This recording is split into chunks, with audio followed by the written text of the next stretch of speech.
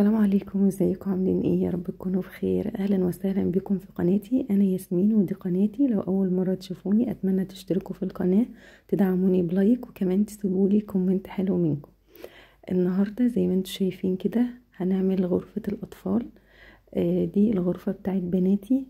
طبعا انا نظفتها زي ما انتم شايفين كده، مفيش فيها اي حاجه خالص، بسيطه جدا. زي ما انتم شايفين دي لعب البنات عندي طبعا لما كانوا صغيرين. وروقت كده السراير زي ما انتم شايفين. غيرت الفرش وحطت لهم كده البطانية زي ما انتم شايفين. طبقت البطانية التقيلة وفرشت المفرش اللي هو البطانية بتاع الأطفال ده، وحطت لهم العرايس بتاعتهم على السرير بالشكل ده كده زي ما انتم شايفين.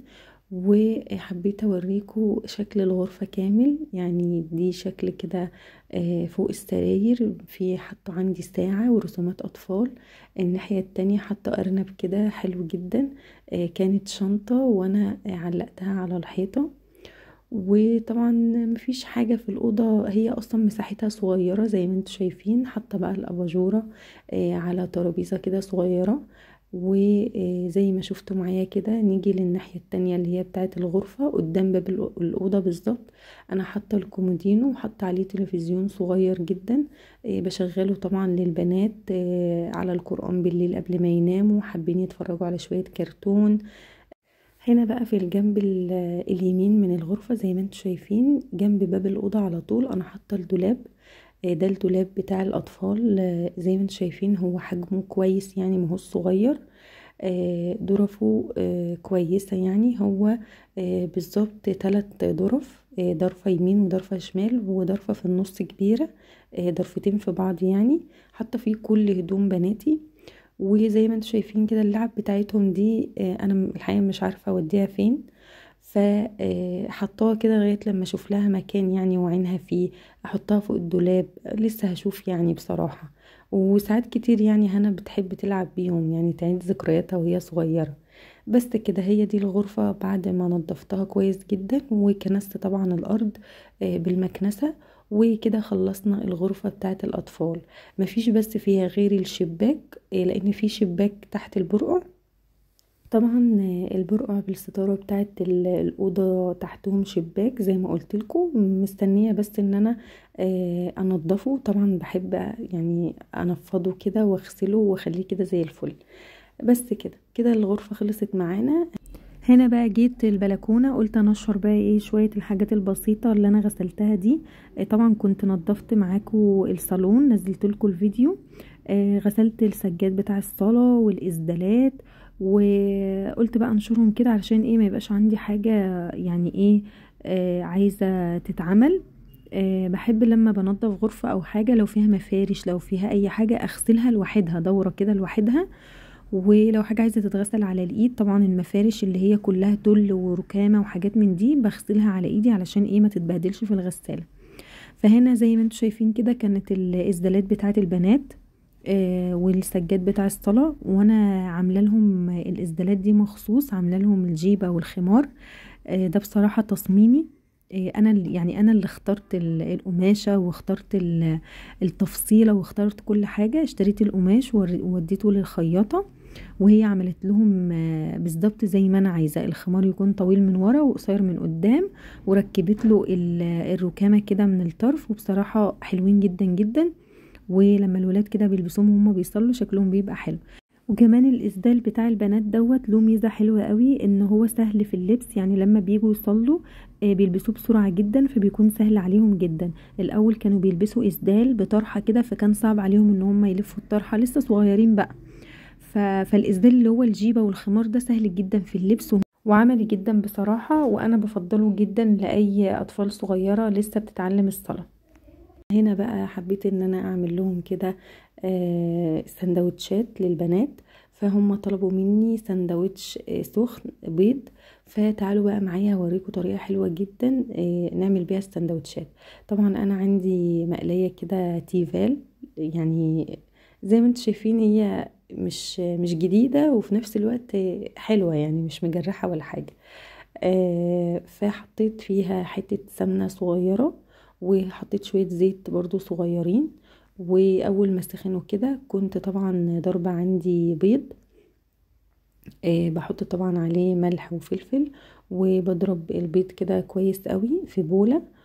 وبعد كده بقى ايه هنزل بيه على السمنة والزيت بتوعي دول اول ما يسخنوا. طبعا بعد ما سخنوا نزلت عليهم بالبيض كده زي ما انتم شايفين، وهحط بقى شوية ايه رومي مبشورة. انا بحب جدا برضو يكون عندي في البيت رومي مبشورة او موتزاريلا او اي جبن، عشان دايما ولادي بيحبوا سندوتشات سخنة. وساعات كمان بعملها لهم في عيش ابيض وبيكون كامل يعني، وبحطها لهم في التوستر. فهنا فتحت رغيف العيش وحطيته كده، حطيت نص فوق البيض عندي علشان اعمل لهم زي سندوتش كده، يعني زي بتاع بره كده شويه. يعني ده افتكاسه من عندي الصراحه، انا محبتش ان انا احط لهم العيش من الجنبين، لان ولادي اصلا يعني مش بيحبوا العيش يكون كتير لا بيحبوا مثلا البيض يكون اكتر. فانا عملته لهم كده بالشكل ده، هما بيحبوه جدا بالطريقة دي. وبعد بقى ما قلبته كده حبيت ان انا احمصه شوية من عند العيش. وبعد كده بقى ايه هبدأ ان انا يعني اتنيه نصين كده علشان يبقى زي الساندوتش كده يعني. بس سبته شوية لغاية لما البيض بس من الناحية التانية يستوي والعيش يتحمص كده كويس. وبعدين هروح اسماه كده بالنص، وبرضو اخداه من الجنب ده كده شوية ومن الجنب ده كده شوية. فانا طبعا عندي ليمون، بحب اعمل لهم جدا ليمون. بحب اعمل لهم يعني حاجات طبيعية، يعني دايما بيكون عندي في البيت ليمون او كركديه او عصير طبيعي، سواء بقى جوافة او مانجا او مثلا موز، اعمل لهم موز بلبن. يعني دايما بحب ادخل لولادي اللبن في العصاير او في الكيك. وبحب ادخل لهم برضو البيض زي ما انتم شايفين كده اقليه. هم مش بياكلوا البيض المسلوق خالص، ومش بيحبوا يشربوا اللبن كده، فبحط لهم اللبن في العصاير، والبيض اعمله لهم مقلي.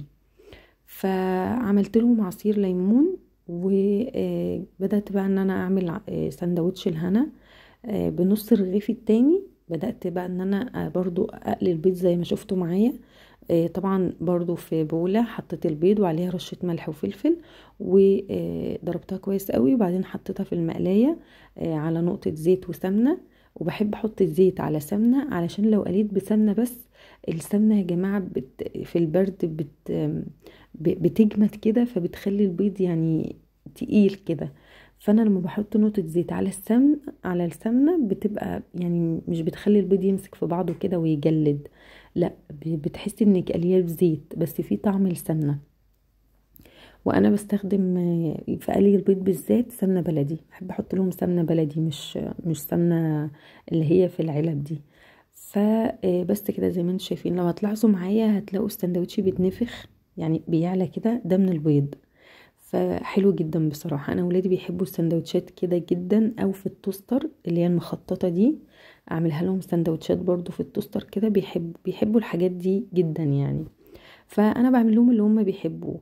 فنرجع بقى للعصاير الطبيعية بتاعتنا. فزي ما قلت لكم بحب اعمل لهم عصاير دايما مع الاكل، عشان هم بيحبوا ياكلوا ويشربوا حاجة جنب الاكل.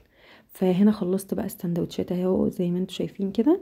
عملت لهم بقى عصير ليمون، ولان المية عندي ما كانتش ساقعة، لان ما بحطش مية في التلاجة، انا عندي مبرد مية، ففاصلة كمان المية الساقعة فيه، سايبة بس مية عادية. يعني هو فيه مية عادية ومية ساقعة ومية سخنة، انا فاصلة السخن والساقع، وفي الشتاء بخلي المية عادية. فعشان كده بحط التلج في الفريزر، ولما بعمل عصير بحط لهم مية عادية مش ساقعة يعني، بحط لهم فيه تلج. انما لما اكون عامله العصير من بدري، يعني مثلا عصير كركديه او حاجه، بحطه لهم في التلاجة يسقع، فبيكون ساقع، فما بضيفش ليه تلج.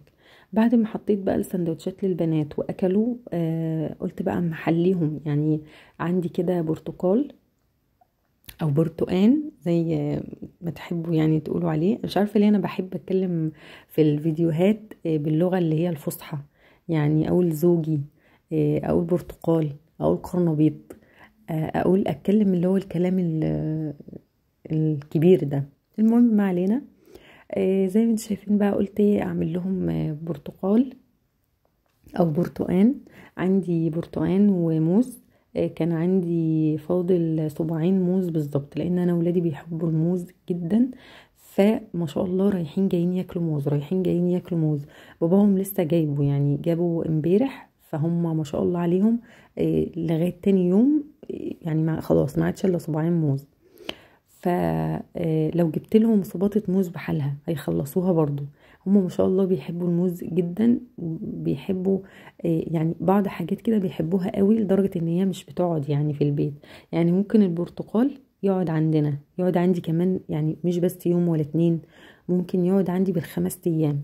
لان انا لازم انا اللي اقشره. فهم يعني ايه، يعني بيروحوا ويجوا كده مش بيطلبوا الا انا لما انا اقشر واودي لهم البرتقال لغايه عندهم. زي ما انتم شايفين انا قطعت البرتقال بطريقتين. لو تلاحظوا اول طريقه ان انا فصصته في صوص، وبعد كده بدات اقطعه بالسكينه. تاني مره حبيت ان انا اقطعه شرايح واقسمها كده لقطع. بصراحه في الحالتين بينزل ميه كتير وبيغلبني، بس انا بحب اقطعه لهم كده علشان اديلهم الشوكه فياكلوه بالشوكه، فيكون يعني اسهل ليهم. زي ما انتم شايفين كده اقطع بقى بقيه البرتقاله الاخيره.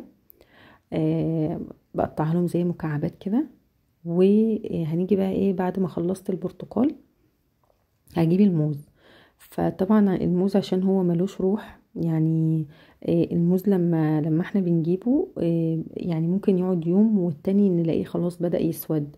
فبعمله لهم عصير او اي حاجه، بس انا عشان عندي مفيش غير موزتين بس مش هيكفوا ان انا اعمل لهم عصير بيهم.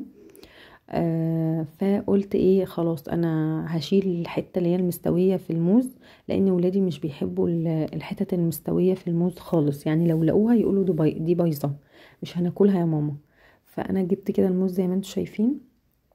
هبدا بقى ان انا اشيل القطع المستويه دي كده علشان ياكلوها. وهبدا ان انا اقطعه لهم كده ايه قطع صغيره زي ما انتم شايفين كده معايا. وهو ده الفيديو بتاع النهاردة. اتمنى تكونوا استمتعتوا معايا، واتمنى يكون الفيديو عجبكم. ولكل متابعيني بجد انا بشكركم جدا جدا جدا من كل قلبي على دعمكم ليا في القناة. ومعلش لو كنت مش بقدر اطول الفيديو، لان للأسف لما بيطول مش بعرف ارفعه على القناة. النت عندي الفترة دي سيء جدا جدا، فربنا يا رب كده يصلح الحال.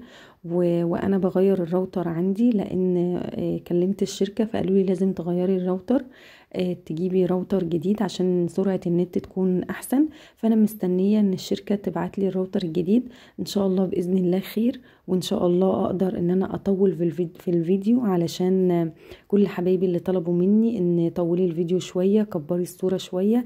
اوعدكم ان انا بجد كل التعليقات بتاعتكم انا بقراها وهعمل بنصيحتكم.